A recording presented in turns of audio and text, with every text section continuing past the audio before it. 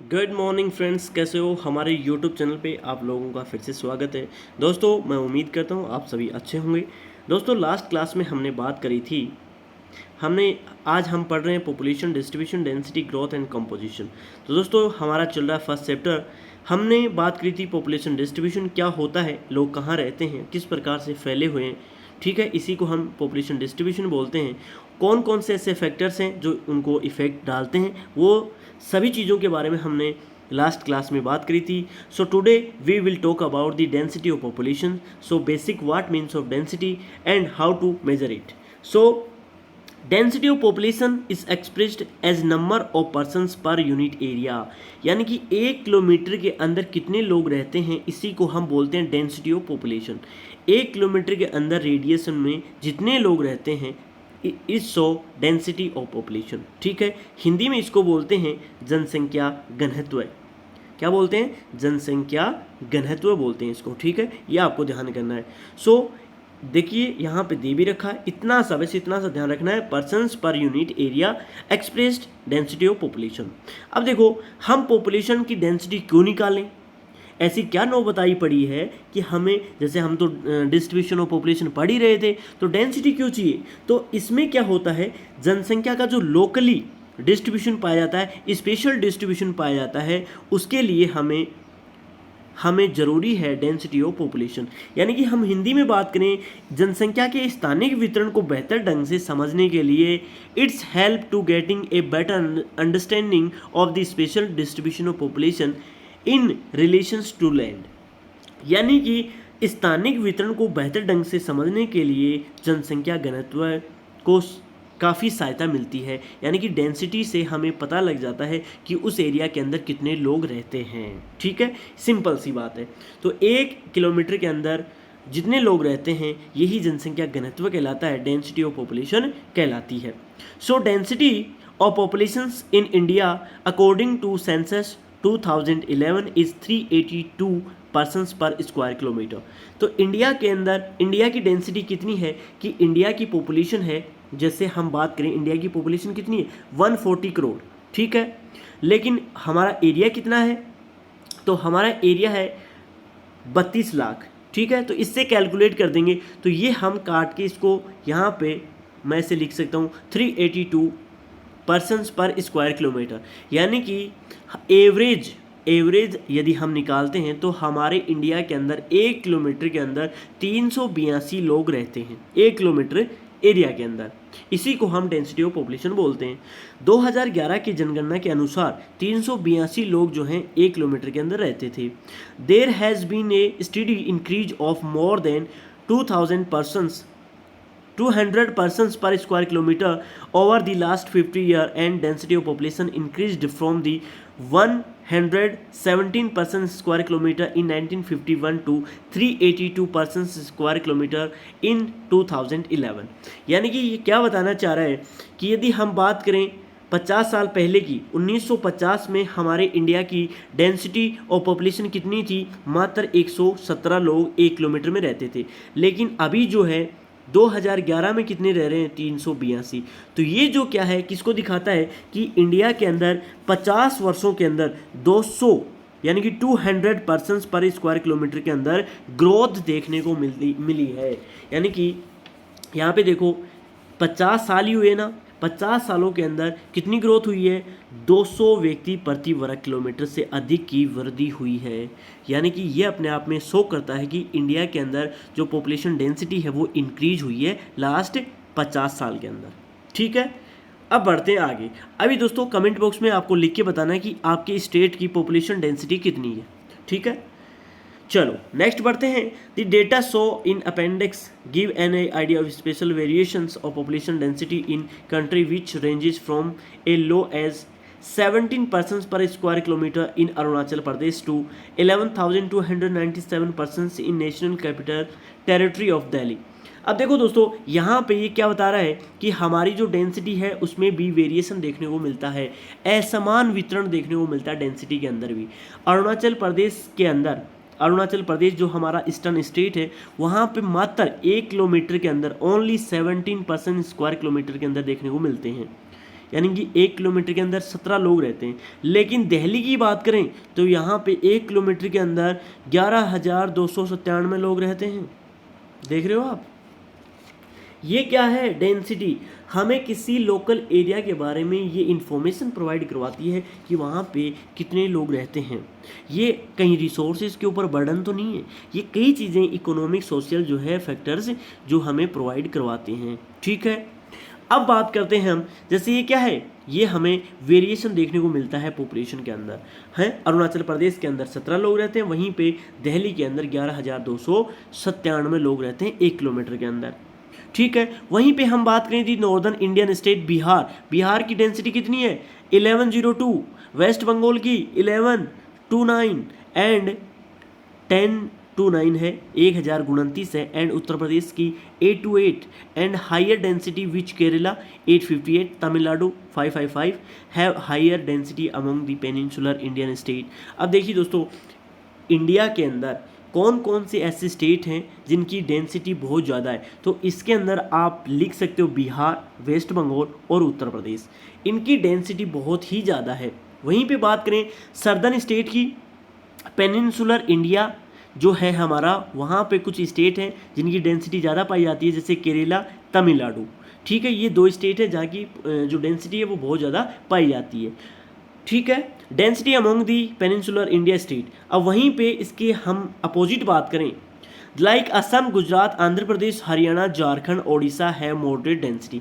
अब दोस्तों, आप डेंसिटी को 3 कैटेगरीज के अंदर डिवाइड कर सकते हो, हाई डेंसिटी, मीडियम, यहाँ पे मीडियम हो सकता है, और यहाँ पे लोअर डेंसिटी। 3 स्टेट को जो है आप लिख सकते हो। इसमें जो है बिहार, वेस्ट बंगाल और उत्तर प्रदेश आएगा। मॉडरेट के अंदर असम हो गया, गुजरात, आंध्र प्रदेश, हरियाणा, झारखंड और ओडिशा हो गया। लोअर के अंदर आप जो है नॉर्दर्न ईस्टर्न स्टेट को शामिल कर सकते हो, जिसके अंदर अरुणाचल प्रदेश, मिजोरम जो है ना वो शामिल कर सकते हो आप। ठीक है, अरुणाचल प्रदेश, सिक्किम हो गया, मेघालय, मिजोरम, वो सभी शामिल कर सकते हो। तो डेंसिटी ऑफ पॉपुलेशन की 3 कैटेगरी आप यहाँ पे ड्रॉ कर सकते हो, इसके अकॉर्डिंग आप स्टेट के नाम भी लिख सकते हो। ये काफ़ी बेनिफिट जो है आपके लिए रहेगा फॉर द एग्जाम। अब बात करते हैं the hill state of the Himalayan region and north eastern state of India. देखिए, have relatively low density will the union territory Andaman और निकोबार। अब देखो, कुछ हमारे यूनियन टेरिटरीज भी हैं जिनको हम यूटी बोलते हैं। अंडमान और निकोबार के अंदर भी क्या है, वहाँ पे डेंसिटी थोड़ी कम देखने को मिलती है, and very high density of population. देखो, कुछ स्टेट ऐसे हैं, जैसे हम बात करें इंडिया हैव, कुछ ऐसे यूनियन टेरिटरी हैं जहाँ पे डेंसिटी हाई देखने को मिलती है, जैसे दिल्ली हो गया, ठीक है, चंडीगढ़ हो गया, वहाँ की डेंसिटी ज़्यादा देखने को मिलती है। कुछ यूनियन टेरिटरी ऐसी हैं जहाँ पे लो देखने को मिलती है, जैसे हम अंडमान और निकोबार का एग्जांपल ले सकते हैं। फिर नेक्स्ट है the density of population is discussed in the earlier paragraph. इससे पहले हम डेंसिटी पिछले पैराग्राफ में हमने बात कर ली। It's crude measure of human and land relationship. अब देखिए दोस्तों, ये डेंसिटी ऑफ पॉपुलेशन जो है ना, अपने आप में परिपूर्ण मेजरमेंट नहीं है, क्योंकि इंडिया तो जो है ना एक एग्रीकल्चर कंट्री है। यहाँ पे तो मोस्ट ऑफ पॉपुलेशन यानी कि more than 60 plus population engaged in agriculture sector. हमारी जो है 60% पॉपुलेशन जो है वो एग्रीकल्चर सेक्टर से बिलोंग करती है। तो ये अपने आप में डेंसिटी ऑफ पॉपुलेशन जो है ना मेजर करने का सही तरीका नहीं हो सकता।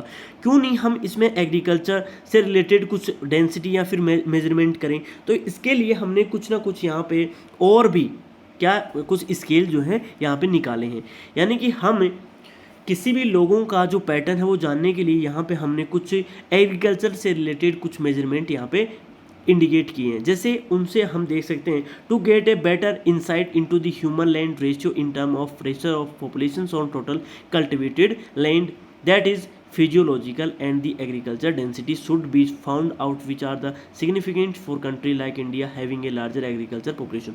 अब इंडिया के अंदर जो लार्जर पॉपुलेशन है वो इंगेज्ड है किसके अंदर, एग्रीकल्चर सेक्टर के अंदर। तो यहाँ पे हमने क्या किया, जनसंख्या के यानी कि एग्रीकल्चर सेक्टर में इंगेज होने के रेफरेंस में ही कुछ ऐसे मेजरमेंट किए जिससे हमें अच्छे से मेजरमेंट ये कर पाएँ कि जनसंख्या का जो पॉपुलेशन डिस्ट्रीब्यूशन है वो किस प्रकार से है। तो यहाँ पे हमने 2 मेजरमेंट निकाले, पहला का नाम है फिजियोलॉजिकल और दूसरा का है एग्रीकल्चर डेंसिटी। अब देखिए दोस्तों, यहाँ पे आपके ये है डेंसिटी पॉपुलेशन का मैप। दोस्तों यहाँ पे डेंसिटी ऑफ पॉपुलेशन का मैप देख सकते हो। ये थोड़ा सा डायरेक्ट जो एरिया है यूपी और बिहार वाला और वेस्ट बंगाल का, यहाँ पे जो पर स्क्वायर किलोमीटर जो है वो कितना है, 1201 है। ठीक है, यहाँ पे और साउथ में भी है कुछ, केरला मान सकते हो आप। वहीं पे जो थोड़ा सा लो डार्क है वो 801 से लेकर 1200 के बीच में है। जैसे हम तमिलनाडु का मान सकते हैं एरिया, वहीं पे हम मान सकते हैं छत्तीसगढ़, झारखंड हो गया, ठीक है, पंजाब और हरियाणा हो गया, इसमें हम इसको शामिल कर सकते हैं। वहीं पे 400 से 800 के बीच में जो है वो सारे स्टेट हो गए। जितने भी सारे स्टेट हैं आप देख सकते हो, 400 से लेकर 800 के बीच में एवरेज जो है डेंसिटी पाई जाती है। राजस्थान, गुजरात, मध्य प्रदेश, ठीक है, छत्तीसगढ़, उड़ीसा, आंध्र प्रदेश, ठीक है, कर्नाटक, महाराष्ट्र, ये सारे जो स्टेट इसमें शामिल होते हैं। वहीं पे लेस देन 100 यानी कि 100 से भी कम जो लोग हैं इन एरियाज़ के अंदर पाए जाते हैं। इसके अंदर अरुणाचल प्रदेश, ठीक है, और इसमें जो है एक मिजोरम का भी एग्जाम्पल ले सकते हो आप। तो यहाँ पे ये मैप जो है आप ड्रॉ कर सकते हो, बहुत ही जो है बेनिफिट का रहेगा डेंसिटी ऑफ पॉपुलेशन के लिए। ठीक है, इसके बाद में हम बात कर रहे थे कि हमने यानी कि हमारी मोस्ट ऑफ पॉपुलेशन जो है पॉपुलेशन एग्रीकल्चर से रिलेट करती है, इसलिए हमें डेंसिटी ऑफ पॉपुलेशन नहीं निकाल कर कुछ एग्रीकल्चर से रिलेटेड कुछ ना कुछ मेजरमेंट करना चाहिए पॉपुलेशन का। तो इसके लिए हमने दो चीज़ें निकाली हैं, एक को बोलते हैं फिजियोलॉजिकल डेंसिटी और एक को बोलते हैं एग्रीकल्चर डेंसिटी। तो फिजियोलॉजिकल जो डेंसिटी होती है जिसको हम बोलते हैं कायिक घनत्व है, कायिक घनत्व है। अब ये क्या होता है कायिक घनत्व है? तो दोस्तों यानी कि टोटल पॉपुलेशन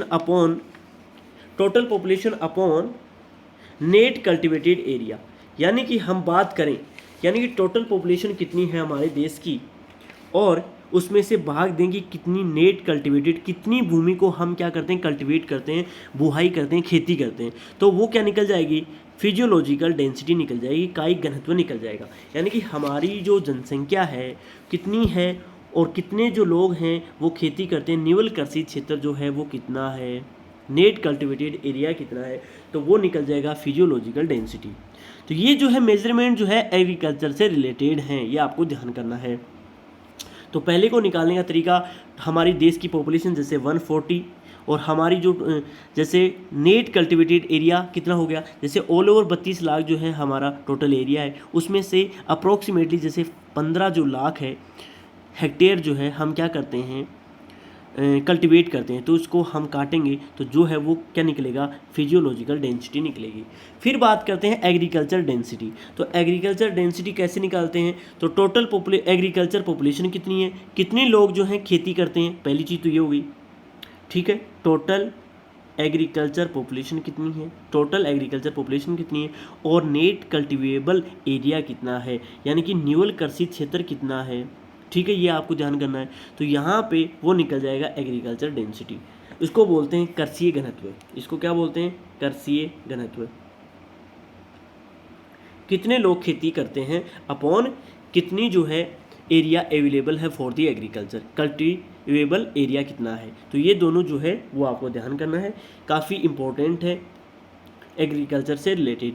अब बोल रहा है agriculture population include cultivators and agriculture labourer and their families member. अब देखो कृषि जनसंख्या क्या होती है, एग्रीकल्चर जो पॉपुलेशन होती है वो क्या होती है, जो भी लोग खेती से जुड़े हुए हैं उनका जो परिवार है, कृषक, कृषि मजदूर और उनके परिवार के जो सदस्य होते हैं वो सभी शामिल होते हैं एग्रीकल्चर पॉपुलेशन के अंदर। यानी कि इसको बोलते हैं खेतीहर जनसंख्या। खेतीहर जनसंख्या क्या होती है, तो यानी कि जितने भी लोग जो खेती करते हैं और उनकी फैमिली और उनके जितने भी लेबर्स हैं वो सारे शामिल होंगे एग्रीकल्चर पॉपुलेशन के अंदर, ठीक है। इंक्लूड कल्टिवेटर जो कल्टिवेट करता है, एग्रीकल्चर लेबरर जो खेती करते हैं और उनकी फैमिली वो एग्रीकल्चर पॉपुलेशन में शामिल होगी। Next is growth of population. तो ग्रोथ ऑफ पॉपुलेशन क्या होती है, जनसंख्या की वृद्धि, इसको हिंदी में बोलते हैं जनसंख्या वृद्धि। भाई 5 आदमी थे और अभी 8 हो गए, ये क्या है, ग्रोथ है पॉपुलेशन की। तो इसी को हम क्या बोलते हैं, population. So growth of population is the change in number of people living in a particular area between 2 point of time, यानी कि दो समय अंतरालों के बीच में जनसंख्या के अंदर जो भी चेंज आता है।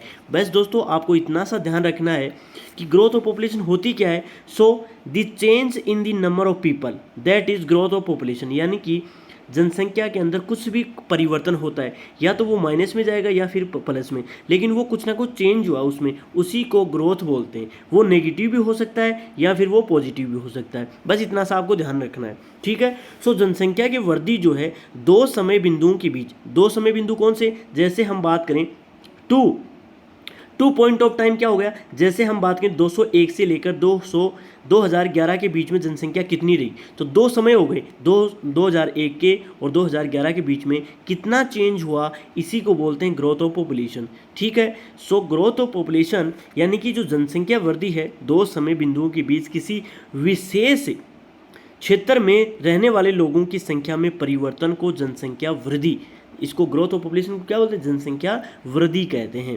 इसको हमेशा प्रदर्शित करते हैं किसमें, परसेंटेज में। अब दोस्तों ये आपको ध्यान करना है, जैसे मैं बोलूं कि किसी क्षेत्र की पॉपुलेशन 15% जो है ग्रोथ करी, तो यहाँ पे भी मैं प्रतिशत लगाऊंगा, और यहाँ पे किसी भी क्षेत्र की 15% जनसंख्या घट गई तो इसको भी मैं क्या बोलूँगा, लेकिन यहाँ पे माइनस लगाऊंगा और यहाँ पे प्लस लगा दूंगा। तो बस इतना सा आपको ध्यान करना है कि पॉपुलेशन के अंदर किसी भी प्रकार का कोई चेंज होता है तो वो जनसंख्या वृद्धि को दर्शाता है, और इसको हमेशा एक्सप्रेस्ड इन ऑलवेज परसेंटेज, तो परसेंटेज के अंदर ही हमेशा इसको शो किया जाता है। Population growth has two components namely natural and induced. अब दोस्तों पॉपुलेशन के अंदर चेंज कैसे आएगा, नेचुरल सी बात है, या तो नेचुरल आएगा। नेचुरल कैसे आएगा, तो नेचुरल के अंदर क्या आएगा, या तो CBR, या तो बच्चे जो हैं उनका जन्म होगा, या फिर CDR, या बच्चे मरेंगे। उसमें किसी भी प्रकार का चेंज तभी आएगा, या तो बच्चे जन्मेंगे या फिर बच्चे मरेंगे। तो ये हो गया नेचुरल। अब एक है इंड्यूस्ड। इंड्यूस्ड क्या होता है, इंड्यूस्ड होता है प्राकृतिक, यानी प्राकृतिक नहीं, ये यानी कि अभिप्रेरित। हम जैसे एक आदमी एक जगह से दूसरे स्थान पर चला गया तो वो हो गया इंड्यूस्ड कंपोनेंट्स, यानी कि इसमें शामिल कर सकते हो आप माइग्रेशन को इंड्यूस्ड के अंदर आप शामिल कर सकते हो, ठीक है। तो यहाँ पे दो कंपोनेंट्स होते हैं पॉपुलेशन को जो चेंज कर सकते हैं। जैसे मैं बात करूँ, पहला कंपोनेंट्स है नेचुरल और सेकंड है इंड्यूस्ड।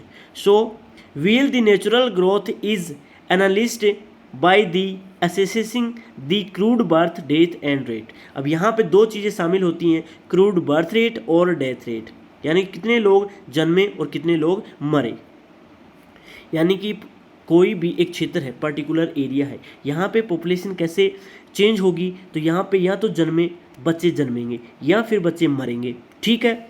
फिर वहीं पे बात करूँ, एक एरिया है और कोई एरिया है, वहाँ पे जो इंड्यूस्ड कंपोनेंट्स कौन से होंगे, तो एक पर्टिकुलर एरिया के अंदर या तो लोग बाहर जाएंगे या फिर इस एरिया में आएंगे, तो एक ये भी कारण हो सकता है, ठीक है। तो ये दो कंपोनेंट्स होते हैं पॉपुलेशन चेंज करने का।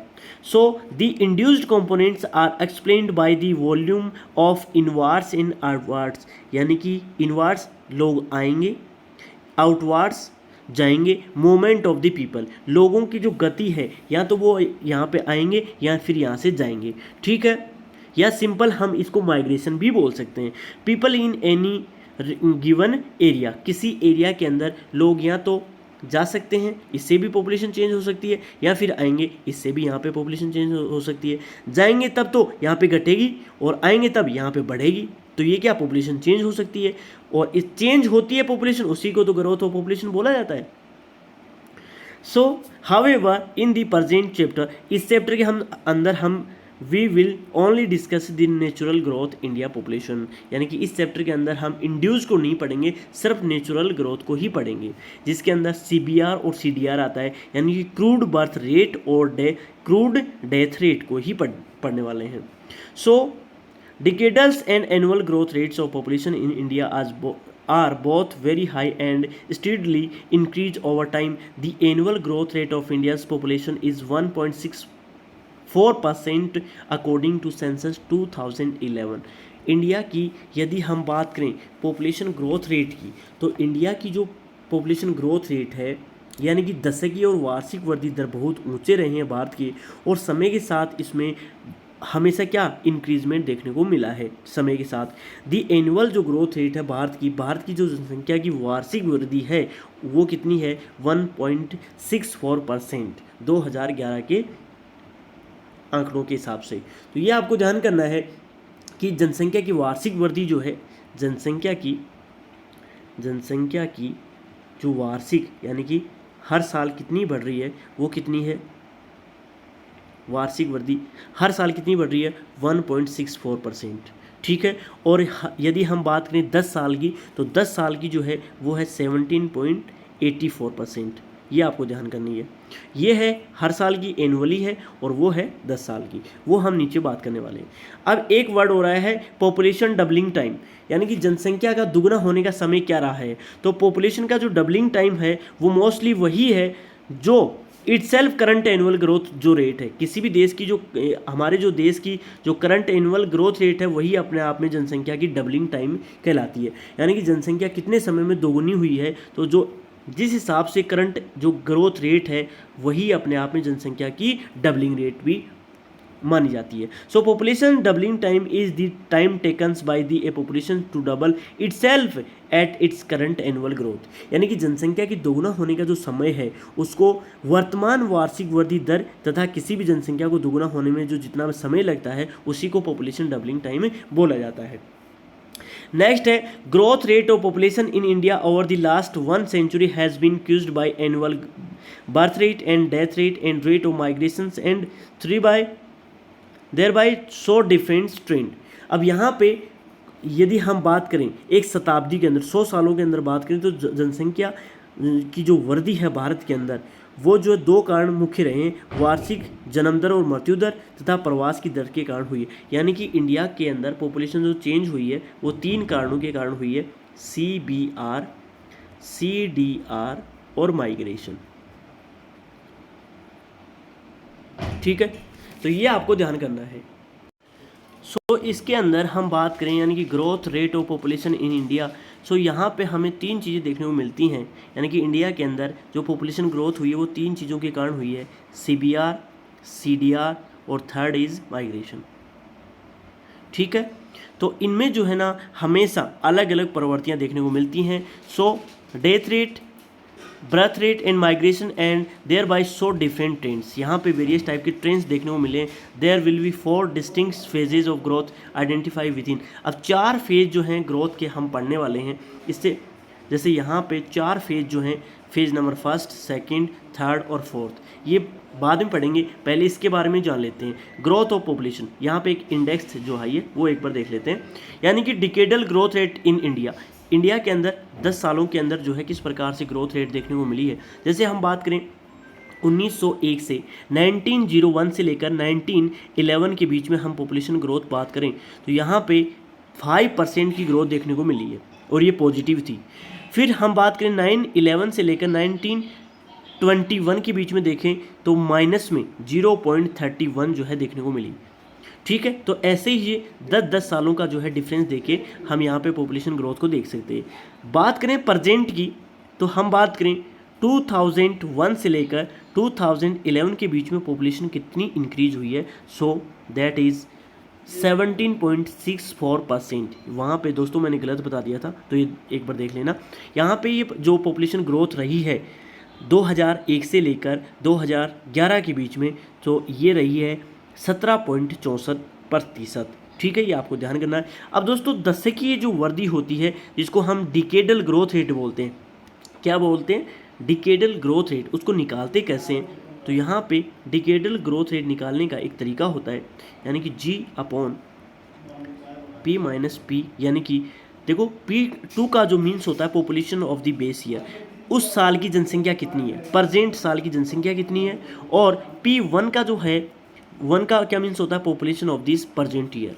ठीक है, बेस ईयर क्या होता है और प्रेजेंट ईयर की पॉपुलेशन अपॉन में क्या कर देंगे हम उसको, यानी कि P1 और मल्टीप्लाई कर देंगे 100 से, तो उस साल की जो है 10 सालों का क्या आ जाएगा हमारे पास ग्रोथ रेट आ जाएगी। तो हमारी एनुअल जो ग्रोथ रेट है हर साल जो है 1% से जनसंख्या यानी कि 1.5% से हमारी जनसंख्या बढ़ रही है। और हम बात करें 10 सालों की जो ग्रोथ रेट है वो है 17.64%। ये आपको ध्यान करनी है। निकालने का तरीका ये हो गया, जैसे हम बात करें यहाँ पे पहले हम बात करें 2011 की पॉपुलेशन कितनी थी, उसके बाद में जैसे 2001 की कितनी पॉपुलेशन थी, उसके बाद में 2011 की पॉपुलेशन कितनी है, उसके बाद में हम बात करें 2011 की पॉपुलेशन कितनी है मल्टीप्लाई 100 से कर देंगे तो यहाँ पे क्या जाएगा, growth of decadal growth rate आ जाएगी। ठीक है, अब जैसे 2001 की जनसंख्या कितनी थी, तो 2001 की जनसंख्या थी 121 करोड़।